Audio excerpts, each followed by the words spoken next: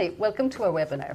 My name is Trina Dunning and I'm the International Manager here at LIC, based in head office in Newstead, which is in the North Island of New Zealand.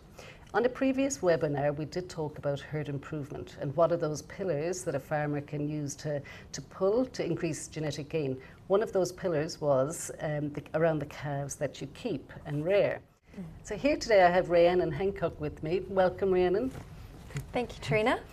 Could you tell us a bit about your role here at LIC? Sure. So I joined LIC in September last year. I am a quantitative geneticist, which is fancy terminology for someone that spends a lot of time looking at data and models, particularly breeding values, and how to calculate them, how to use them. Interesting stuff. Yeah, but I believe you've got me here today to talk more about my PhD research, which was around dairy heifers and their growth and the opportunities that we have for them. Fantastic. So let's set the scene. So New Zealand, seasonal pasture farming systems. What is a farmer looking to do each year? How many replacements does a farmer look to bring into its herd? Yeah, so usually a farmer will bring in around 20 to 25% of the herd each year as replacements. So these are most often born in a very short time frame, around July, August, September, and they are new genetics that are coming in to the herd, and it gives farmers an opportunity to refresh their herd. So some of the older cows, the poorer performers, the less fertile ones will remove from the herd, and then new replacements come in. So heifers, very important. What would you summarise, what do heifers bring into the herd? Why are they so important to a farmer? Yeah, so in an ideal world, your heifers will be top genetics. So if you're trying to reach your goals of improving genetic gain, those heifers are your source of genetic gain coming in each year. So regarding your PhD and your research, so you looked at heifer growth and performance. Could you tell us a bit more about your research? Sure. So my research looked at from the period from about weaning until first calving of dairy heifers, and looking at how they grow and how that affects their future performance. So if they were to grow slow then fast, if that made them produce more milk, or fast then slow, or if the bigger was better, were some of the key questions we were trying to answer. Okay. So you talk about growth and rates and timing. So are there specific targets that farmers should look to achieve throughout the first 2 years? So the standard industry targets we use here in New Zealand, backed by Dairy NZ, are 30% of mature live weight at 6 months of age, 60% of mature live weight at 15 months, so around mating, and 90% of mature weight around calving. Those targets have been around for a wee while, and so part of my PhD research was to look a bit deeper into, are those targets right for our seasonal based system, where heifers tend to grow slower when there's less feed and faster when there's more feed, and is there any benefits to exceeding those targets? Okay, so can you tell us a bit more about your findings from your research? Sure. So I looked at the relationship between live weight and milk production as a starting point. So within different breed groups, so we've got Jerseys, we've got crossbreds, we've got Friesians, as heifers were heavier for each age we looked at, they produced more milk. So bigger was better around milk production. When I looked at reproduction and survival rates, the story was a little bit different, but still pretty similar.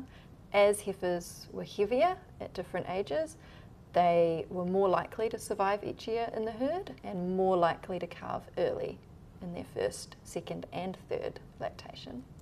There was a little bit at the end when they were very, very heavy, where that chance of them staying in the herd or calving early dropped the tiniest bit, but compared to the difference we see with the very light heifers, when we moved them up, we saw awesome results in terms of more likely to stay in the herd, more likely to calve early, and at that very end, it just kind of falls off a little bit.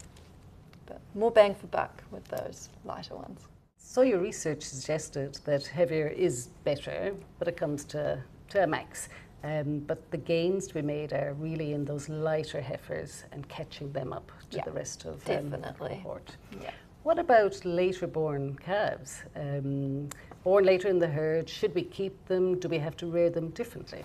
Yeah. So depending on your system, sort of changes how we'd answer this. If you're able to get enough early born high genetic merit heifers, then try not to keep the later born ones, because they are always going to be on that back foot.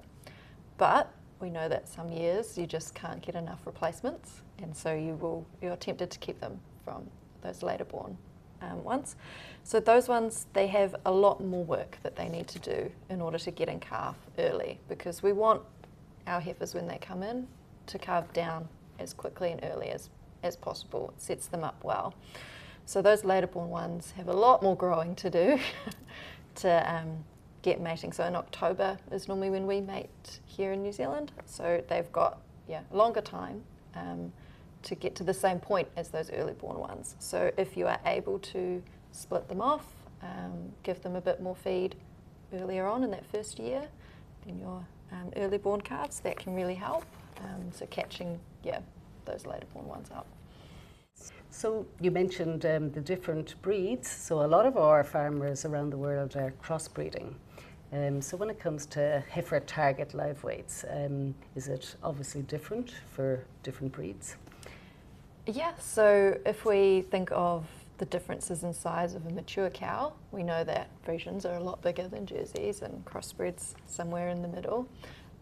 So if we're looking at how big should they be, we expect a Friesian to be a lot bigger than a Jersey.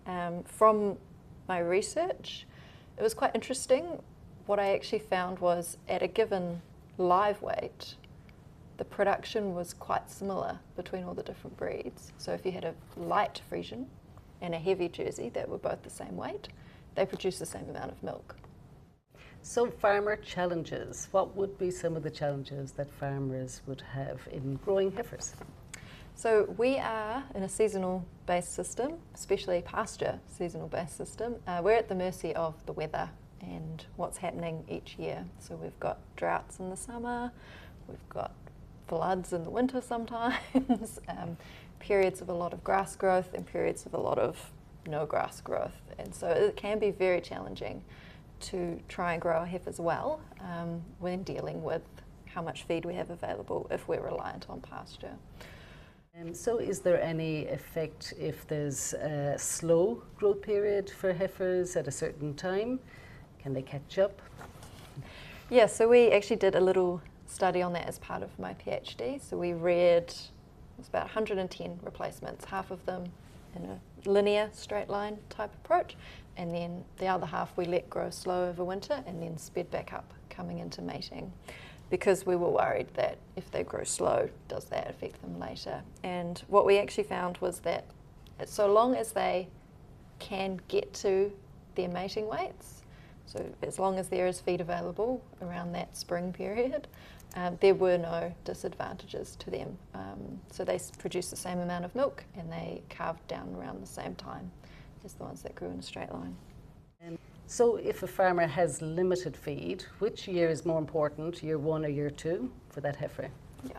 So based on my research, I would say the first year is the most critical. Don't wait until the second year to try and catch up any growth. That early first year really sets that foundation.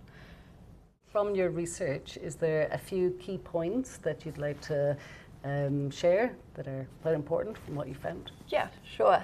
So some that come to mind is really prioritising that tail end, those lighter heifers.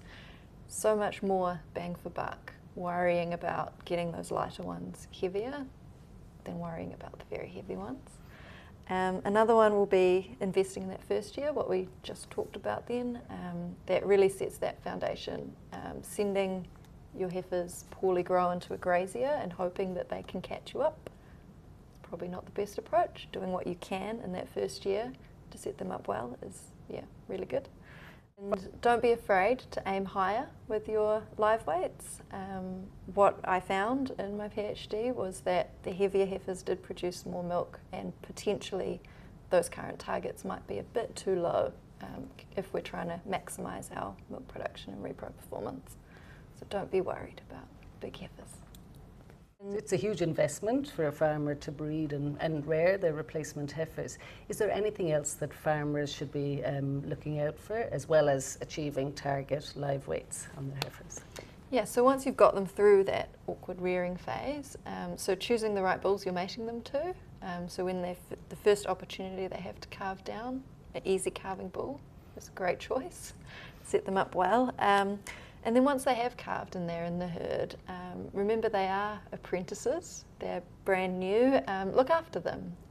Maybe put them in a separate mob or once a day around mating, just little things you could do to help them transition into their herd life. Thank you, Rhiannon, for joining us today. We've got some great insights from you. And thank you for joining us, and we'll see you again in our next webinar.